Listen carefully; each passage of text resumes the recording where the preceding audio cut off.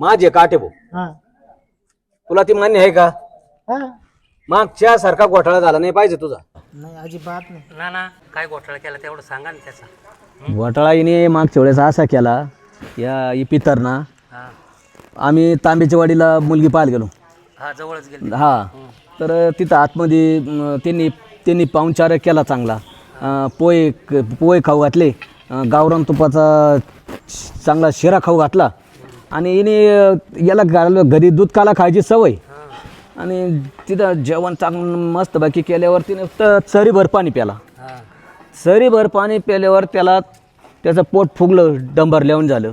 आणि डंबरल्याहून झालं मग तो आणि सगळं विषय संपत आला तर ढळायचं तर तेवढं हा म्हणतो हळूच आवाजात म्हणतो नाना मला पोरी संग बोलायचं एक शब्द बोलायचं आहे. तर मग मी त्यांची परमिशन घेतली. तर ते म्हणे बोला म्हणे जा वर गच्चीवर जाऊन बोला. तर हा तिथं गेला तिथं वर गेला ते दोघं जण. आता हिने याचं पोट डंबरलेलं, याला जे बोलायचं ते राहिलं बाजूला. याच्या डोक्यात फक्त काय जागा कुठं सापडून लगवीची.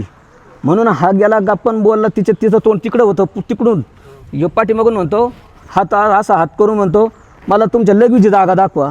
हिने म्हणायचं ना का मला बाथरूमची जागा दाखवा लगवीसाठी.